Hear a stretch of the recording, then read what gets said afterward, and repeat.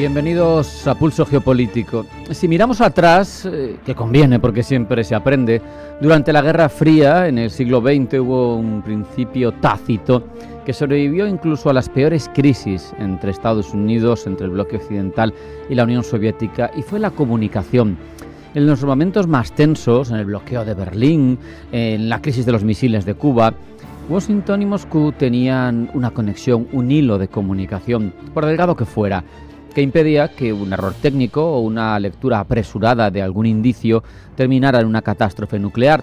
Pero hoy ese hilo se ha adelgazado tanto que parece estar roto.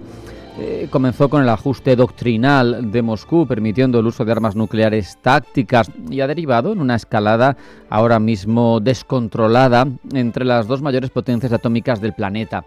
Hay que recordar que en esta última circunstancia el detonante ha sido una prueba rusa de un misil de crucero de propulsión nuclear. Moscú lo ha presentado como un éxito técnico, Washington lo ha interpretado como una prueba nuclear encubierta. El lenguaje del poder y de la rivalidad entre dos grandes potencias, al menos nucleares, ha vuelto a recuperar los ecos de los años más duros de la Guerra Fría. Donald Trump, desde Corea del Sur, recordemos, ordenaba a sus mandos militares igualar, decía, a Rusia y a China, retomando los ensayos de armas nucleares interrumpidos por Estados Unidos en 1992. Esto era una muestra más de firmeza desde el inquilino de la Casa Blanca, y en que se ha convertido en un intercambio de golpes. Esto ha llevado al Kremlin a responder: si Estados Unidos reanuda sus pruebas, pues Rusia va a hacer lo mismo, para estar en igualdad de condiciones. El problema es que en un contexto de tensión los matices pues terminan por desaparecer. Para Rusia era un misil de propulsión nuclear sin carga explosiva. Para Estados Unidos es una prueba atómica encubierta. Ese bucle incuba la primera gran crisis de respeto, de relación nuclear del siglo XXI. Lo más preocupante, sin embargo, no es el retorno a este discurso de amenazas nucleares, de una suerte de disuasión, sino la fragilidad del sistema de contención articulado alrededor, que durante la segunda mitad del siglo XX, bien es cierto que la tensión era muy grande, pero ese sistema era muy complejo y muy sólido.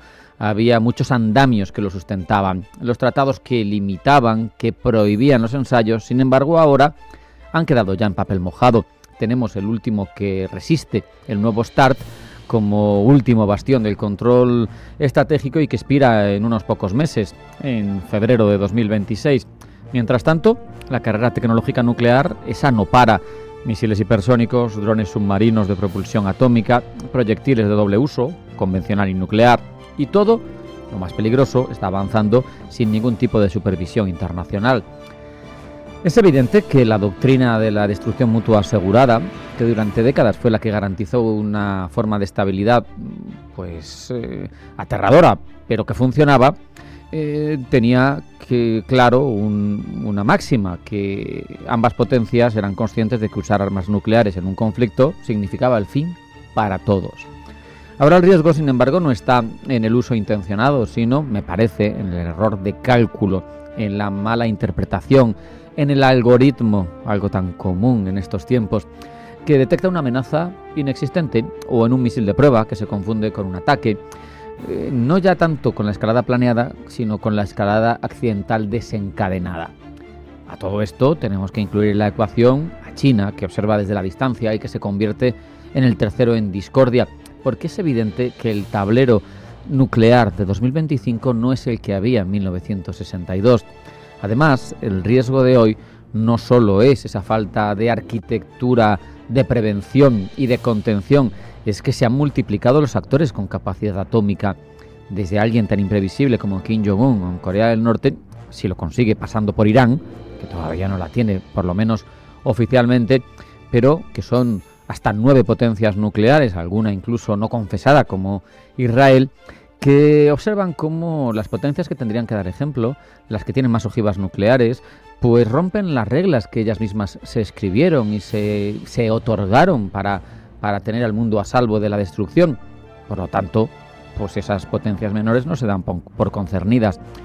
Es evidente también que lo que está ocurriendo ahora mismo es una reconfiguración del equilibrio del miedo, porque cuanto más se banaliza la amenaza, cuanto menos mecanismos hay sobre la mesa para controlar las consecuencias de un conflicto con armas nucleares, pues menos miedo provoca. Al final se usa en el discurso político, se usa como argumento, como muestra de poder, y más se acerca, por tanto, a la posibilidad de que alguien decida, o reflexionadamente o por error, usarla. La historia demuestra que las guerras pueden estallar por una concatenación de malentendidos, y en el mundo de hoy, precisamente un mundo hiperconectado, saturado de ruido, las cadenas de mando acortadas, con capacidad de reacción que se mide en segundos, con algoritmo tomando decisiones relevantes, un error de interpretación entre Moscú y Washington o entre alguna de las otras potencias nucleares escala en muchísimos enteros la posibilidad de que ese conflicto se pueda llegar a dar. ¿Qué hace a todo esto Europa? Pues asistir con impotencia al espectáculo mientras aumentamos los presupuestos de defensa, reforzamos la presencia de armas estadounidenses en nuestro territorio porque tenemos que comprarlas. Al final es el círculo perfecto, la búsqueda de la seguridad que aumenta la inseguridad. Porque no nos engañemos, el miedo genera más miedo. Hay que reflexionar y darse cuenta de que las carreras nucleares no las gana nadie y que aquí lo que falta es comunicación. ¿Quién la va a retomar? ¿Quién pondrá la cordura? No parece que haya muchos candidatos ahora mismo dispuestos. Esperemos que alguno surja y esperemos que se evite esa guerra por accidente. Ahora toca un alto en el camino. Nos vamos a publicidad, a la vuelta sigue Pulso Geopolítico con esos titulares de información geopolítica que elabora Blanca del Tronco. No se marchen porque sigue Pulso Geopolítico.